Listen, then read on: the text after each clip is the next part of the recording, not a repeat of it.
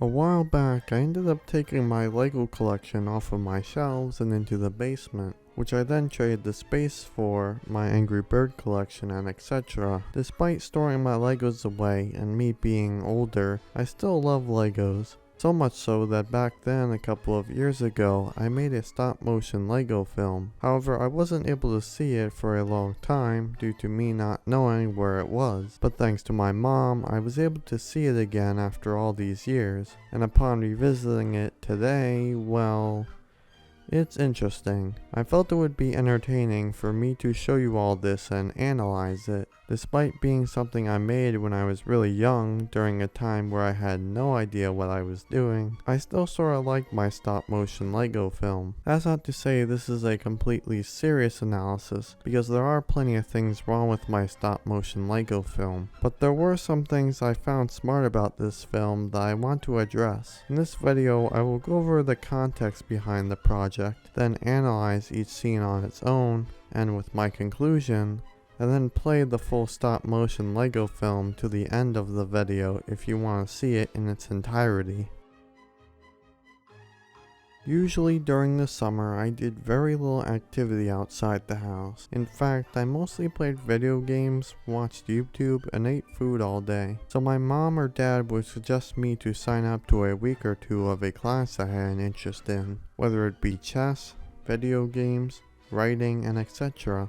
These were classes I could attend and learn from alongside a small group of sorta similar ages. They were honestly the perfect learning environment, as it was neat to see other creative minds work on their projects, have an occasional lunch break, and then learn more of what we were doing. One class my mom suggested was a stop motion class for Legos. Back then, one of my favorite stop motion Lego creators was Forest Fire 101. I loved his inappropriate humor and well above average stop motion he implemented in his videos. Because of my love for his videos and Legos, I agreed to my mom's offer, and for the next week or two I was attending the class. Ah, yes, what a beautiful day it is. There's not clouds in the sky. I'm just gonna walk over here a bit, see what's going on. Oh wait, what's this? Stop your car! Stop your car! Stop! Gentlemen, you need to stop your car! Ah! Oh, did I buckle my pants? I'm pretty sure I did. Let me check. Oh, wait. Oh! Nope, they're not buckled. They're not buckled at all. The beginning of my stop motion Lego film I actually like a lot. I like how direct it is by establishing what kind of tone the film will have, the tone being surprisingly violent as shown by the guy at the beginning literally getting run over by the car. I also like how it establishes the Hat Brothers as a threat by showing them mercifully run over the guy while laughing to show they enjoy it. I also found it cruel that I added a sound effect of a car horn going off in order to warn the guy, but it doesn't even matter because the Hat Brothers run him over anyways. Overall, I like how the first scene establishes everything you need to know about the film you're about to watch, despite the fact that this scene could be considered filler, as the guy's death at the beginning has no real impact on the events of the story. Like I said before, it establishes everything in a neat bow. Though there are of course plenty of things wrong with this scene that sadly impact the rest of the film. For starters, the stop motion isn't very good. It makes sense since this is my first stop motion film, but it still looks very off. A car like that shouldn't look like it's going in slow motion. Another problem was how flat and uninteresting a lot of the shots were. Practically every shot is a wide shot with very little background elements. It makes the set look more fake than it already is. However, it is nice that at least the lighting is bright and consistent for the setting being outside. That at least makes sense. The dialogue and delivery is also pretty generic and not very good. Not to mention the tone of this scene is somewhat ruined by the joke about the guy buckling his pants. It contrasts the serious tone and isn't very funny. With that being said, I still like this scene.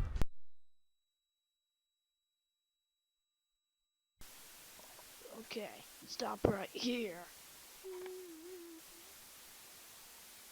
You sure you can take him, boss? Yeah, I got it. I got a plan. You guys know the drill. Alright, be careful, boss. I'll be careful.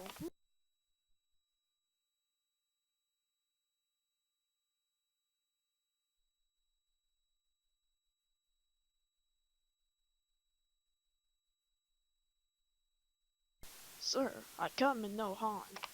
I am here to buy that redstone generator or blocker thingy majigger. I don't know what it's called. It's called a redstone repeater. I don't know what it's called, but I'm here to buy it from you. Okay, just set your gun on the ground and we'll talk this out. You say so.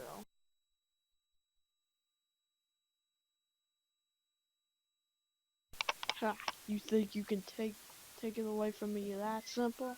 You gangsters. You always trying to get special things from people without paying. Oh, don't worry. I'll pay you. Pay some price. Yeah, that's why I brought back up the deal with one of you. I knew you were going to do this to me. No, you didn't. Maybe I did. I don't know.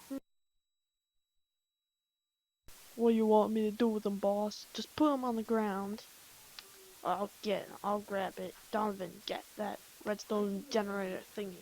Sure thing, boss. Do. Gonna put this on here. Get on the ground.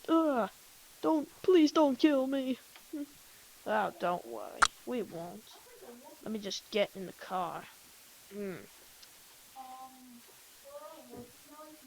Ugh. There's a lot about this scene I like. The first being the guy in red and black calls out the boss in trying to steal the weapon instead of paying for it. I've seen this cliche used many times, and it's usually meant to add conflict and action in a scene you didn't expect to have any. Despite the guy on the motorcycle having Deadpool's mask, the first time I became a fan of Deadpool and his way of calling out cliches would be years later when his first movie came out. Though I have heard that the Deadpool movies are criticized for calling out cliches but still doing them even after they acknowledge it without any clever twist. Thankfully, in my film, I used the calling out of a cliche to add a surprising reveal of one of the Hat brothers showing up from behind to protect the other. It was also clever of me to have only the gun show up and have the rest of the body appear later, almost as if the character is revealed from the shadows or a place we didn't expect to check. Another thing I like is how the red and black guy begs for mercy, but the Hat brothers kill him off screen and then reveal his dead body after the car moves away from the frame. I thought that was pretty clever and brutal. Once again, the Hat brothers, even after they get what they want, are very dishonorable. And the dialogue, while not the best, is better in this scene since there's actually subtext and the Hat brothers don't always say what they mean. Now time for some fun facts. The Black Hat character named Boss is actually my Lex Luthor minifigure. The redstone generator thingy is actually a redesign of the kryptonite weapon Lex Luthor used in the LEGO Batman 2 video game. I was able to make the design with my own Legos pretty accurately, minus the red and white. One more fun fact is that the brown hat character's name was inspired by Donovan from the LEGO Indiana Jones video games. However, apparently I thought this guy was Donovan when he's actually Davinchenko, while this guy is actually Donovan, so I mistook my own inspiration. Anyways, while I like some of the ideas in this scene, much of my criticisms I said before still hold up. In fact, the stop motion of Donovan walking is pretty bad. It looks like his feet are sliding across the ground. If I remember correctly, I specifically did this because I was feeling extra lazy that day. Thankfully, this type of walking doesn't repeat, but is still especially distracting in this scene. The stop motion in the dialogue exchanges is also very lazy. Again, if memory serves me right, I'm pretty sure I just copied the same image over and over to make the scene last longer. It makes the scene feel boring with very little movement when film is all about moving images on screen. Also, the sound effect of the gun going off is bad. It sounds nothing like a gun and takes you out of the scene because of how ridiculously funny it is.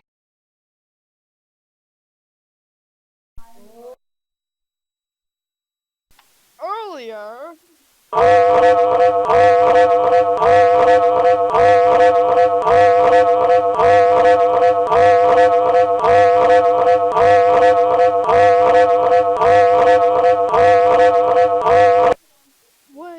Wait, stop. Stop, in the name of the law, or agency. Though I shouldn't have told you that, but now you know. So stop right there. Eat my words, hero. Trace the power of the redstone generator thingy. Oh, wow. Now this scene I like. For starters, I like how abrupt and sorta unexpected this scene is. All of a sudden we're hit with this flashback of how the red and black guy got the weapon. Not to mention, it is cool to see a random building essentially catch up on fire and to see a bad guy all of a sudden leave that area. Another thing I like is how when the car crashes into the camera, it transitions into the next scene, which is creative. And I like the fact that the car chase has a more interesting angle than the traditional flat angle I've been using consistently. It gives the scene more depth. The final thing I like in this scene is how it makes the red and black guy into a hypocrite. At first he calls out the Hat Brothers for trying to steal things instead of paying for them, but here he is stealing without paying. I guess it was something that I was not aware of when I was working on this project. Even though it's never brought up in the story, I just find that hypocrisy to be funny.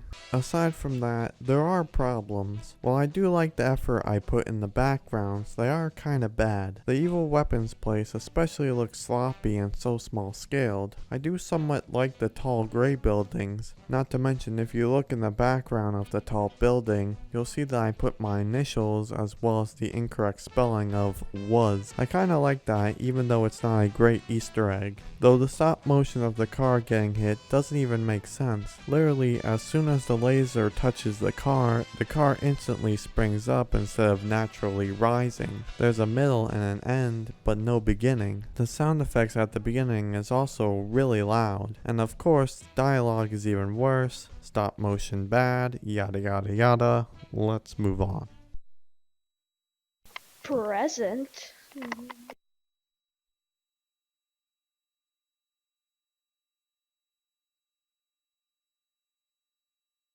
Guys, some guy in red and black stole the redstone generator thingy. Well, he's dead now. You guys killed him? Killed him? No. But look, they did. Hey, put your hands on the ground. Don't worry, we'll come in peace. Here, I'll show you. I dropped my gun. Here's my hands in the air. Yeah. Alright, think we're so tricky? Put that little gun to your head. Get on the ground. Wait. Alright, let's go. You finish him off. Now this scene is probably my favorite out of them all. The reason being is this scene subverts our expectations by having Boss surrender once again.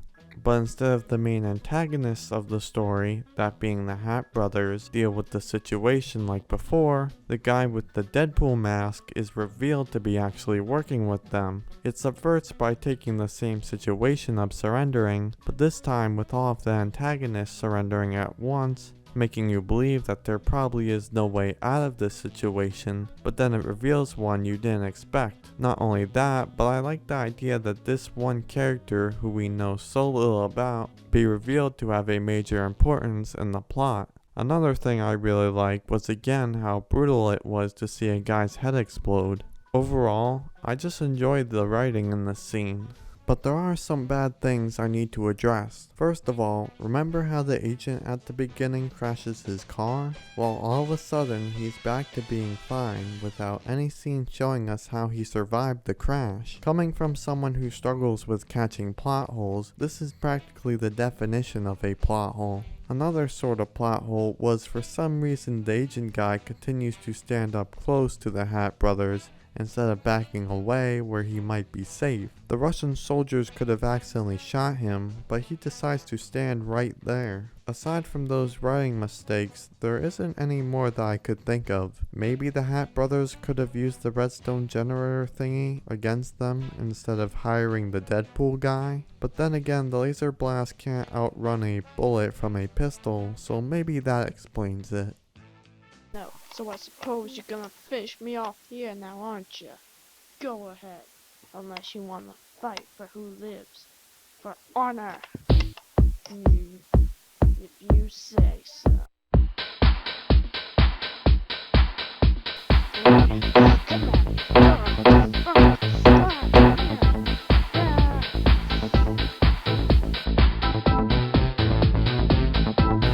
Please, don't do it. Please. Ugh.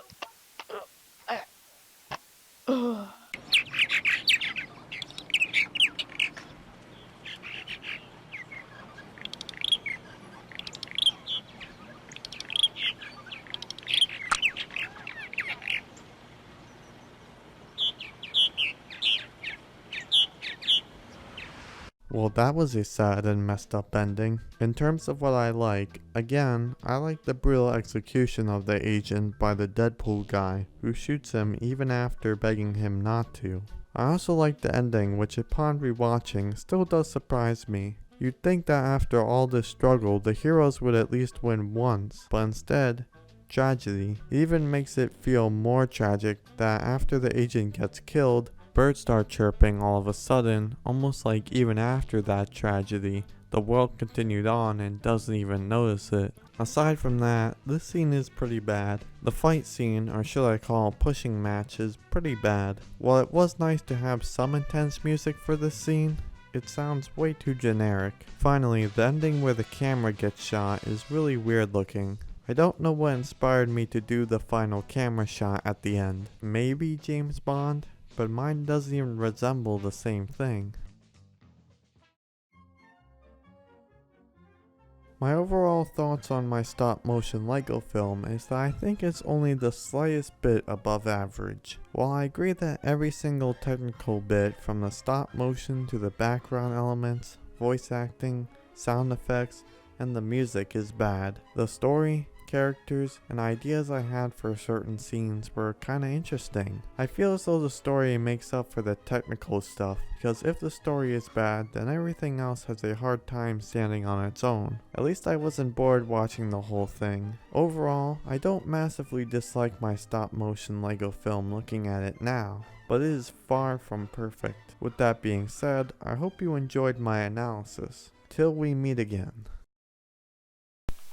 Ah, yes, what a beautiful day it is. There's not a cloud in the sky. I'm just gonna walk over here a bit, see what's going on. Oh wait, what's this? Stop your car! Stop your car! Stop! Ah, gentlemen, you need to stop your car! Ah! Oh, did I buckle my pants? I'm pretty sure I did. Let me check. Oh, wait. Oh! Nope, they're not buckled. They're not buckled at all.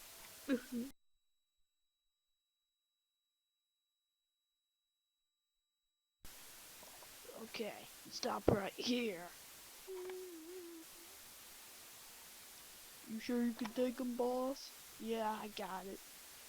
I got a plan. You guys know the drill. Alright, be careful, boss. I'll be careful.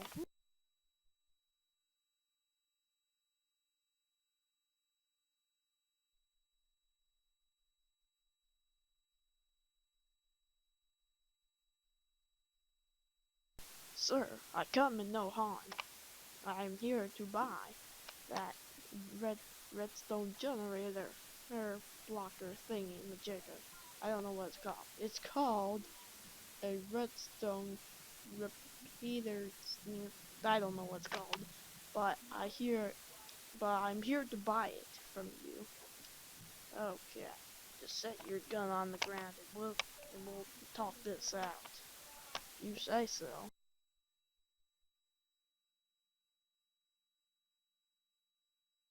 Ha! You think you can take it away from me that simple? You gangsters. You always trying to get special things from people without paying. Oh, don't worry. I'll pay you. Pay some price. Yeah, that's why I brought backup to deal with one of you. I knew you were going to do this to me. No, you didn't. Maybe I did. I don't know. What do you want me to do with them, boss? Just put them on the ground. I'll grab it. Donovan, get that redstone generator thingy. Sure thing, boss. Do. Gonna put this on here. Get on the ground. Please don't kill me. Oh, don't worry. We won't. Let me just get in the car. Ugh. Earlier.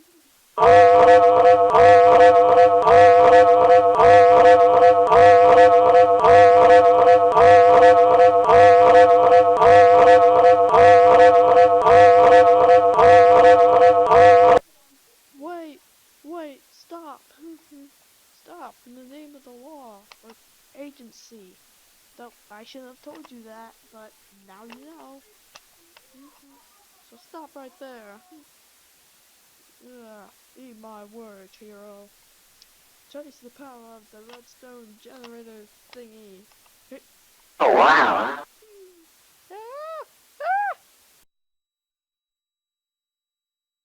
Present.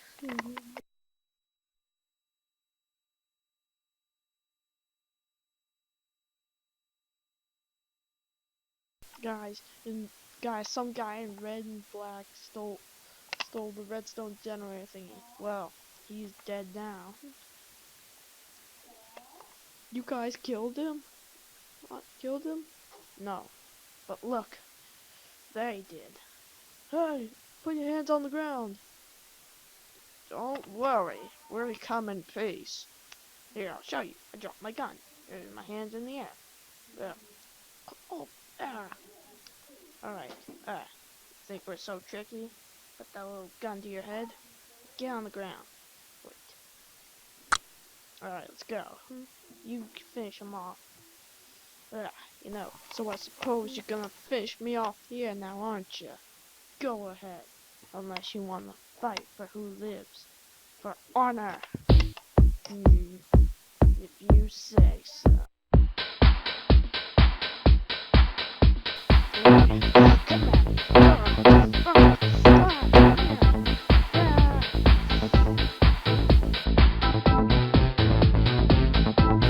Please, don't do it. Please.